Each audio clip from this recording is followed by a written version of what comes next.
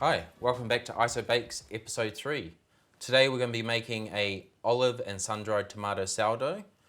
So what you'll need for this is simple. You need 100 grams mixed of sun-dried tomato and olives, 350 grams of high-grade white flour, 50 grams of rye flour, and 100 grams of wholemeal flour, 10 grams of salt, 320 ml of water, and 100 grams starter. So let's begin. First of all, we're going to weigh out our flours. So 350 white. So I'm using this flour from Shelley Bay Bakery. It was freshly delivered today.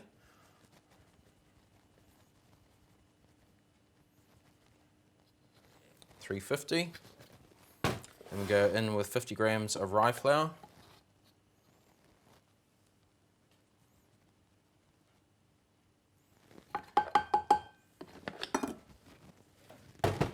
And 100 grams of wholemeal.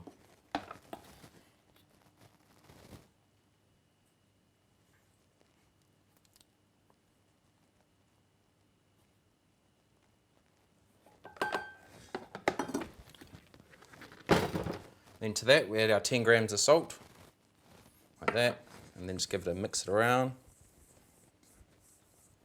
Next, add in our sun-dried and olive mix. Put it in there, and just mix it around. Right, next thing to do, weigh out our starter and water. So again, you want to use 100 grams of sourdough starter, because we've got 500 grams in total of flour. Just pour it in here.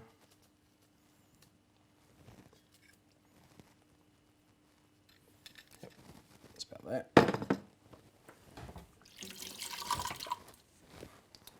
And then grab your water. So I only put in 3/4 of it for now. And then break it up.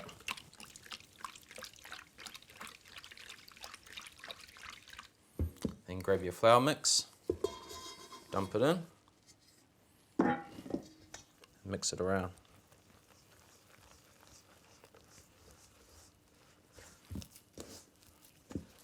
So it needs a bit more water, that's all right.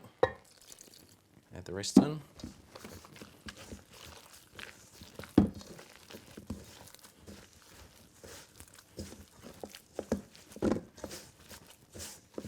So we're just going to knead this slightly, then we're going to do the 15-minute kneads.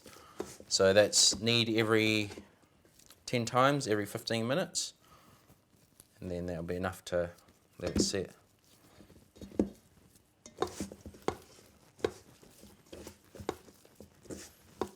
This dough will be quite sticky, but that's all right. You just work a little bit.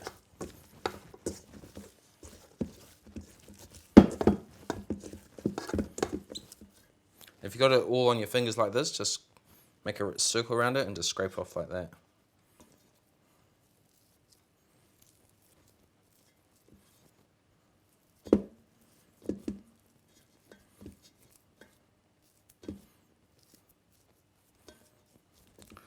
Next thing we do, we just grab a cover.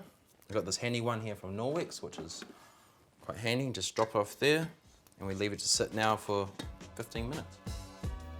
So it's been about 15 minutes, so let's do our first knead. Take the lid off, beat your hands a little bit, grab the edge, pull it down. Grab the edge, pull it down. Edge, pull it down. Edge, pull it down. Wet hands, edge, push it down. Grab an edge, push it down, push it down. It's smelling great with the sun-dried tomatoes and olives.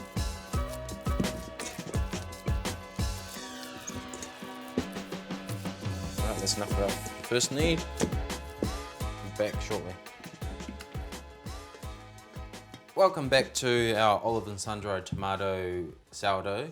So I've let this rise overnight, and let's take a look, eh? Wow.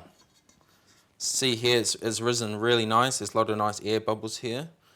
Yeah, looks really good. So now what we're going to do is turn it out, knock the air out, then shape it for our loaf. So I'm going for this shape here today. It's more of a, I guess, normal loaf size. So again, this is my Banton basket. This one's made of wood pulp, and again, you don't bake the bread in this. This is just for shaping. So once we put it in here, we generally leave it in here for about maybe 4 hours, 5 hours, and with a couple of hours in the fridge, so it helps set it. So when you turn it out onto your baking tray, it doesn't just go like the blob, like bleh. So yeah, let's get into shaping this dough.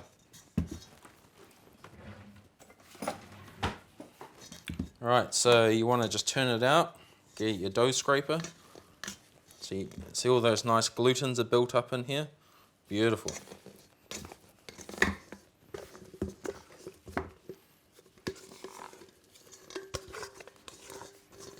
I should get all the dough out.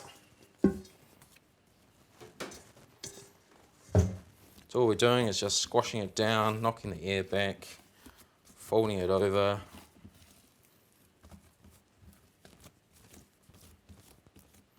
If you find it sticking to your hand a little bit, that's okay, just wet your hand. So now we're going to shape it into that shape, so just pull the sides out, roll it over. Pull the sides out, then just roll it over like that. And that's pretty much it.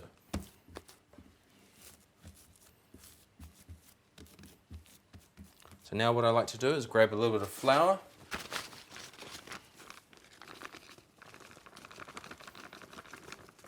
I'm using brown rice flour here because it's not that sticky.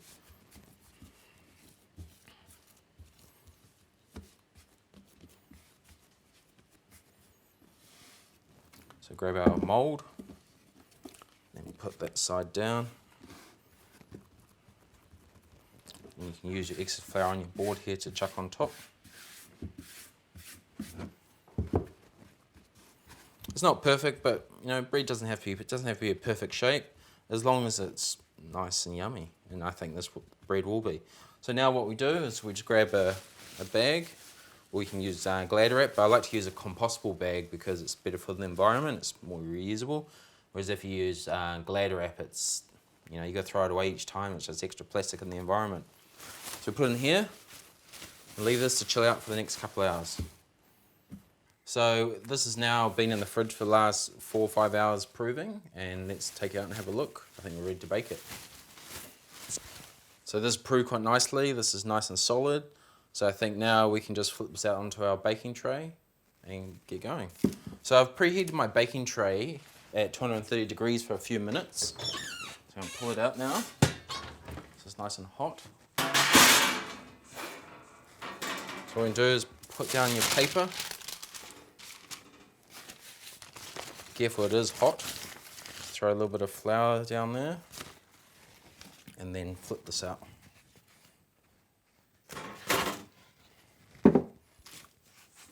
See, it's shaped beautifully there. So next thing we're going to do is take our knife and make an incision. So this one I'm just going to make one big one in the middle to help open it up. And then just do some nice little ones on the side.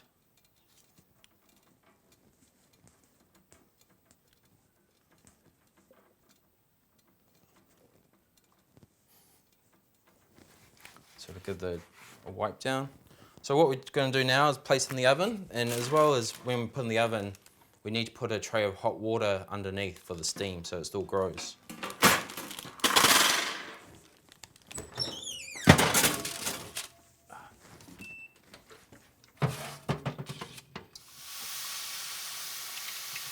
So I've put the bread in there for 35 minutes and I'll see how it looks. Other than that, we'll just let it bake and see you soon.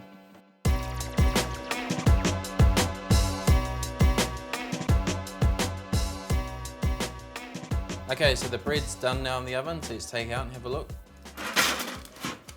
There you go. So it's baked really nicely. Now, if yours looks a little bit black on top, don't worry about it because it's only on top, but this is mainly the olives and the tomato.